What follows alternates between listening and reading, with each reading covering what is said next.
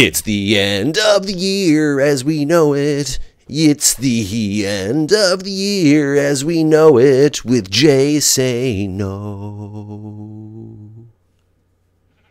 Hello everybody and welcome back. It is Jeff again coming to you from the Mindcrack server for the last time in 2013. That's right, it's New Year's Eve. I did have to work today, got home from work, ready to play some Minecraft. I took out these trees over here. Most of them. As you can see, I had one of those colossal trees that decided to make its way into the mix that I really was not happy with. There's a creeper over here. Look at you, buddy. Is that a skeleton? Why is that skeleton? I was going to say, why is that skeleton not burning?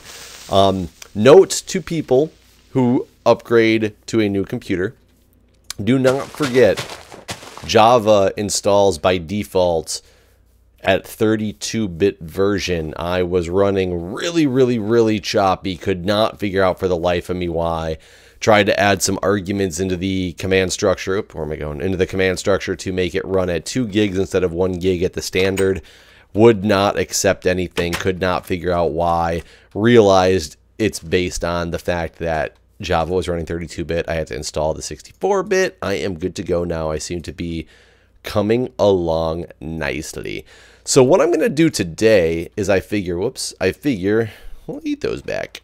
God, I keep hitting the wrong button. I figure I should give my horse a proper home for the new year. That is my present to him. You'll give him a proper home. Basically, putting a roof on this thing is what I'm going to do, which works out well because while I'm putting a roof on this thing, I can talk to you guys. Oh, I probably want to, what do I want to top the top with here?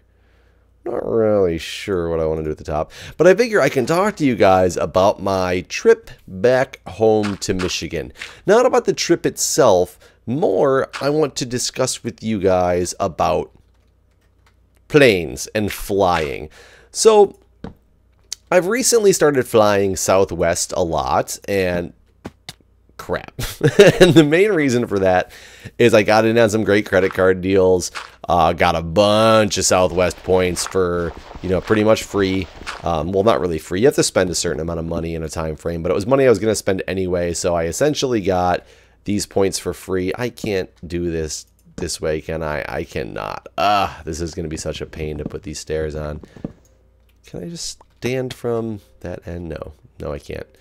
But basically, I ended up with enough points to get the companion pass, which is pretty awesome. So that means Julia can fly with me wherever I fly for free.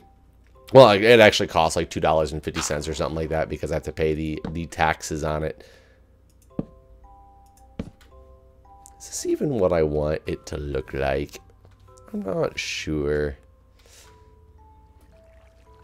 I need to give it some definition of some type, and I don't know how. I might take out the top border and turn it into just normal logs. I think if I do this, though, if I place it at the top of the block, no. I'm trying to figure out a way to do this from the ground. But either way, oh, that works. Either way, I'm flying Southwest a lot. Southwest is one of the few companies, such as I believe the only one actually, that does open seating, which means when you purchase your ticket, you do not purchase like a specific ticket for, you know, row C area number or seat, you know, like row F seat C or something like that. You know, whatever it is. You don't purchase tickets in that sense. You purchase them in the sense of I will purchase my ticket, and based on when I check in, I can get myself a better place in the boarding lineup in order to be able to go pick my open seat in the best way possible. So there's good and bad with that. The good thing is you have a chance of getting a really good boarding line seat, like in the A's or in the early B's. But the bad is that if you're flying with somebody else and they don't check in time or whatnot, that you either have to try to get on and try to save a seat, which you're not supposed to do, or line up with them in line and risk getting like no seat at all. You also have to check in at just the right time, basically 24 hours before your flight, like on the nose, or else you will be back in the boarding lineup somewhere. Southwest has definitely taken advantage of this and made it so that you can pay an extra $12 in order to put yourself auto check-in, so you're guaranteed to get one of the A's. I do not blame Southwest for doing this at all. It is a very business savvy decision for them to go through and do that. But it is kind of annoying. I've never paid the extra money, and I've always been able to get, once I knew how the system worked. The very first time I flew it was actually going out to PAX. And I didn't think anything of it because I normally just was flying a flight where I had an assigned seat. Didn't pay attention to the fact that Southwest was great rain. Southwest was doing this, you know, open seating thing, and I ended up checking in like 8 hours before my flight or something like that, and was like C13 or something like that. I mean, something ridiculous that you're not going to get a good seat on, but whatever, you know, I dealt with it. Moved on with life. So since then, I've known, like, make sure 24 hours before my flight, I am sitting there ready to get checked in so I can get the best seat in the house. On the way to Michigan, Julia was coming with me because of the companion pass deal. So we checked in together. God damn it. We checked in together at like the same time and got somewhere in the late, we were like A57 and A58, which is really good because if you're in the A's at all, they load the A's first. Like A1 through 30, I believe, are reserved for, maybe it's just 1 through 15, but either way, they're reserved for the, like, people with special, you know, mileage on Southwest. Then after that, it's kind of, if you're lucky enough to get one of those early seats, you're lucky enough to get it up through 60. They board the A's, then they board the, like, elite passengers or something like that. This is before the B's. So if you're A's, you're actually ahead of the elite passengers still, but you are, but if you're the B's, you're up to behind all the A's as well as the elite. So anywhere in the A's is great. So we made the A's by 2 people, which was awesome. We got pretty good seats on the way there. On the way back, I was by myself. I ended up with like A35 or something like that. It's like some really good seat. Southwest also does some weird things where they often have their... Whoa, buddy. That was scary. They also do their thing where they... Whoops. Where they... They have flights that are non-stop flights, and they have flights that are no plane change flights. So they often will have flights going through, like, for instance, from Baltimore to Flint is one of their big routes. But a lot of times to get to Flint, you'll have a lot of people who flew maybe from Atlanta to Baltimore to Flint, and they are not on a non-stop flight, but they're on a no seat change flight. So all these people are already on the plane. They don't have to deplane when they land. So despite what number you are, you could be A1, but you could get on the plane and still be behind a significant number of people, depending on how many people are making that full trip all the way around. So that happens too. You gotta watch out for that. I was lucky enough, actually, on the way home from PAX, that I was on one of those stops, and I was like somewhere in the late B's, so I had an okay seat. But then there was 8 of us staying on the plane, so I got to move on over to an exit row seat on the second leg of the trip, which was really nice, you know. And people, of course, getting on the plane, like early A's, they're like, "Oh, are these exit rows already all taken up?" And I'm just like, But I mean, that's the luck of the draw. If you pull off a flight like that, I'd rather have a non-stop. But if I'm going to have to stop, I'd rather have a no plane change one, of course. But that being the case, can I just get up here and do this? Will this work? Yes, it will. Okay, good. So, on the way home from Flint, I'm on the plane, and I'm early. Knew I wasn't going to get an exit row seat because of things like I just described. I got to come change this one out in a minute, but because of things like I just described. But I was like 35 or something like that, like I said. But I get on by myself, so I don't need to get a place with 2 people on it, just one. And why won't you go there? That was really, really strange. I'm apparently in this hitbox and cannot place this here, but I can place it. Oh, whatever. I'm just going to have to come fix this thing. I don't know why I can place these ones, though, but not that one. And now I can't place these ones at all anymore, either. That's really weird. But they're announcing, so I walk in, I find this older couple is sitting near the front of the plane. I like being near the front of the plane so you don't have to wait as long and you get to the airport where you're going to deplane, because you end up just standing there aimlessly for a very long time, waiting for everybody in front of you to move. But older couple is sitting in front, in the middle and the aisle seat, or in the window seat, and I'm just like, perfect, there's a window seat, I won't be hindering anybody and have to get up and move for anybody else if I just sit down next to them. So I asked him, I was like, you guys mind if I sit next to you? Which you really don't have to ask them, just courtesy thing. And they were like very nice. They're like, oh yeah, of course, come on, sit down. So I like sit down, and then the flight attendants start announcing, guys, watch the overheads. This isn't a full flight. There will not be an empty seat on this plane. Be very cognizant that, you're putting your bags in the right direction, because that is one of my biggest pet peeves. People have those specific bags that are meant to fit in those overhead compartments. They're meant to fit in the overhead compartments a specific direction so that they can fit 3 across. But nobody knows how to do that. They, for some reason, instead of putting them wheels down in there, they like to turn them sideways so that only 2 of them fit in there. And then they wonder why they run out of spaces on the plane. That's a whole different story, but that's a huge pet peeve of mine, because especially the people who own that bag, they buy the bag specifically for the fact that it's supposed to fit in the overhead compartments right. Learn how to use it, and don't get upset when somebody else pulls your bag out and readjusts it so that it fits in there, right? Because I've seen people just somebody will open it up, there'll be 2 of those bags sitting there sideways, they'll pull one of them out, start turning it, the direction it's supposed to be, go grab the other one, and then some guy will sit up and be like, hey, what are you doing touching my bag? That's just kind of ridiculous. Come on, they're obviously not doing anything malicious. You're watching them the whole time. They know everybody is watching them do this as well. They're not going to be stealing your stuff. Settle down there, but learn how to use the thing right. That's just a pet peeve of mine.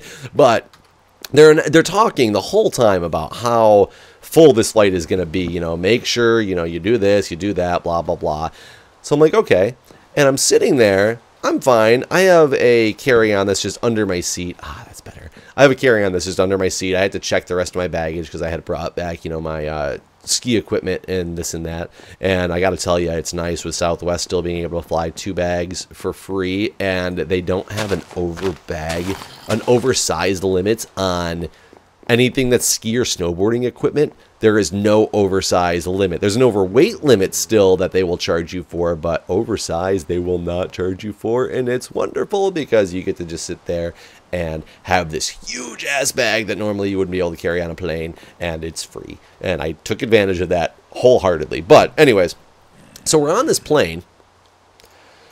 People are boarding, and they keep announcing, and they're looking around, the flight attendants are looking around, they're like, okay, there's still some seats over on this side, there's still a seat right here, there's, 2 seats in this row, whatever. They're announcing it as people are getting on, because the plane is we're almost full, we're moving on, they've told us that the flight is a very full flight, and all of a sudden, somebody comes in near the very end. They pretty much know that they're going to be stuck sitting in a middle seat. So they walk in, they look, the row in front of me, the middle seat is open. The lady on the aisle is making sure she's not making eye contact with anybody for the purpose of nobody sitting next to them. I mean, we've all done that before. We've been lucky and pulled that one off before, that you don't make eye contact, and all of a sudden you end up with a seat, a row all by yourself, or, nobody sitting next to you. We've all done that. When they're announcing over and over and over again that the flight is completely booked and every seat is going to be taken, for one, you want to look away all you want. Fine, go for it. Look away all you want. You're still going to get that seat next to you is going to get taken. But this woman, I could not believe it. Somebody walks in. It's probably 1 of 2 seats left on the plane when this person is boarding. She says, excuse me, is that middle seat taken? This woman, looks up at her, and she's just, baffled, shocked, well, no, I guess it's not. And she's like, do you mind if I sit there? And she breathes and sighs real heavy and just and starts picking up all of her bags that she put on the seat next to her. So not only is she just, for some reason, thinking she's going to get away with this seat that is empty, even though they've announced so many times that this flight is full, she put her bags on it in order to block somebody else from being able to get into this seat, until somebody had to not just really ask, yes, they did really ask, that they weren't pushy or anything, but they had to kind of ask a little firmly in order for her to move her stuff to allow her to sit down next to her. And it's like, what is wrong with some people here? You didn't not know that that was going to be the case. They made it extremely clear every single time they made the announcement that this plane is going to be full. So why people have this self-fulfilling thought process that even though this plane is full, they mean it's full except for the seat that's next to me. I mean, you're already lucky enough that you're sitting in the aisle seat. You're sitting in the seat that you want. This other poor person is stuck in the middle. The middle's the worst place to be on a plane. Everybody knows that. And it's not because, like, you can sit next to the coolest people in the world next to you and have this great conversation. But you just still, you don't get really the... You don't even have one armrest to yourself. You're always sharing it with somebody else because both people are next to you. I can't say it's the smallest space to, like, under seat space to put a bag, but it's really difficult to maneuver when you actually get somewhere and you have to, like, shuffle, lean back, and try to pull your bag out of there because it's just an awkward positioning to be at. I actually came in here just to look at... That's the wrong one. Came in here to look at who's up. Oh, my God. Me and Etho? Oh, man, Etho was just online, too. That's unfortunate. I wonder if he'll come back. It's me and Etho. We were the only two online. I wonder how long this has been up there for.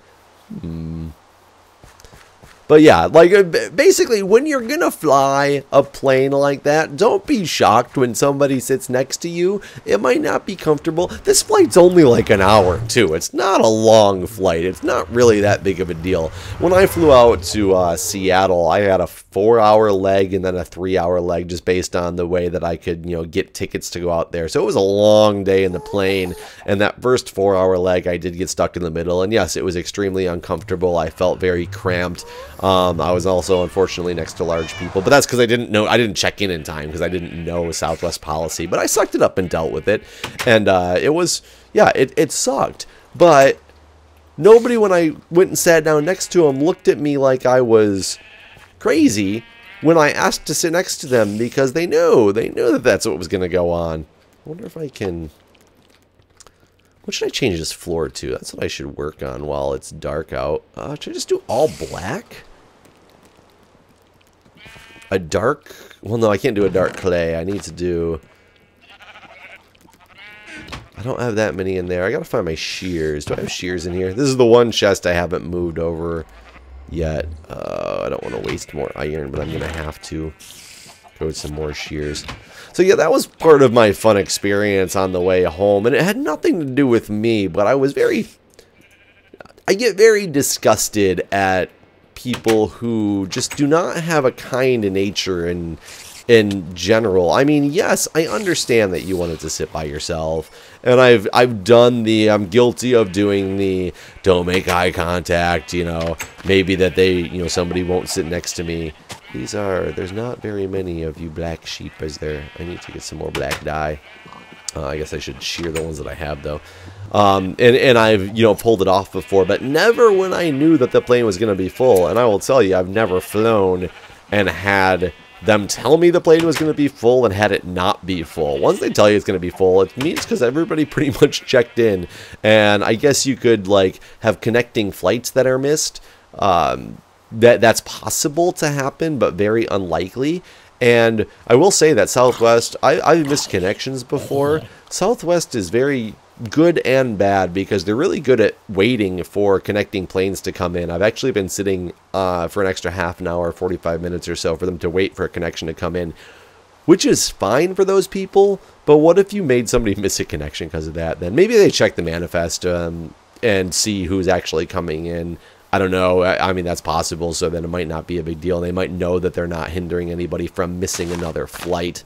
I guess that would be the good way to do it. The other cool thing about Southwest, too, it's like a Southwest spokesman here. The other cool thing about Southwest, too, is I think that they've understood that, unlike other airlines that I've flown, that it's okay to be comical. Yeah, I mean, everybody needs to be professional, but when they're doing, like, the announcements and things like that at the beginning, you've been on the airplanes before where they're like, there are 6 exits, 2 behind this row, 2 over the wing, 2 in the back.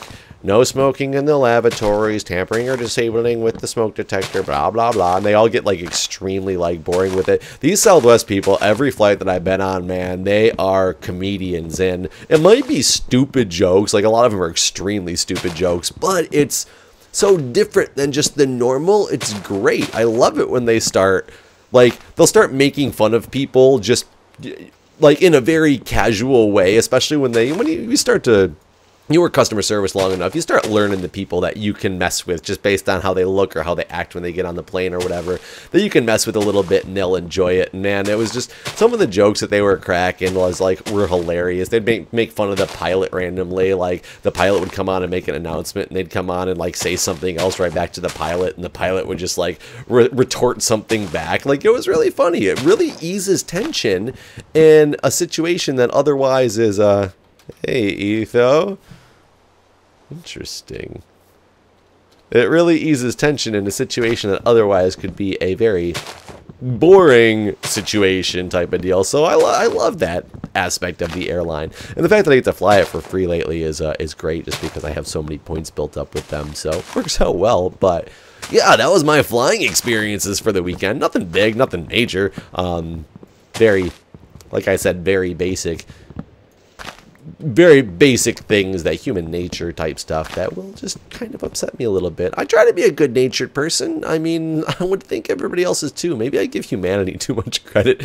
I don't know. I truly think that most people are good by nature, and then there's just the exceptions to the rule. I don't think the exceptions are the majority, though. Like, some people think everybody is bad and they look out for themselves, not for the fact that they're evil people, but because they assume that everybody else is bad. I assume that everybody is innately good, and that there's just some bad people out there, or even good people who do bad things for, you know, time to time for whatever reason, accidentally, on purpose, bad days. I mean, things like that happen. I understand. I've been there before.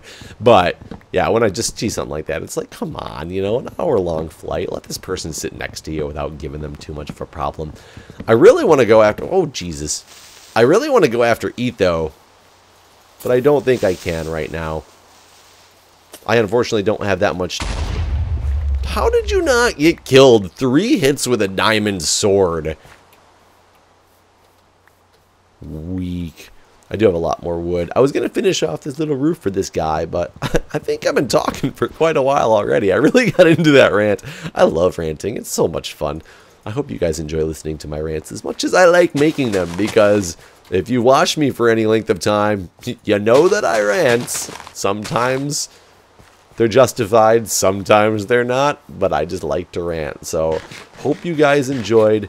I see that skeleton in armor. I'm kind of waiting for Etho to pop his head through my nether portal. I'm going to go peek my head in the house real quick to see if he's there. And if he is not there, we are going to log off. Pretty sure he's not.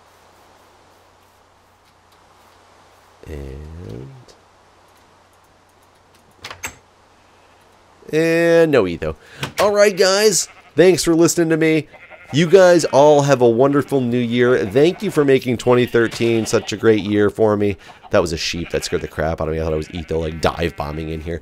Thanks for making 2013 such a great year for me and my channel. I hope you guys have enjoyed it as much as I've enjoyed doing it, and I hope to make 2014 even better. Thank you, everybody. I will see you next year. It's the end of the year as we know it. It's the end of the year as we know it with Jay Say No.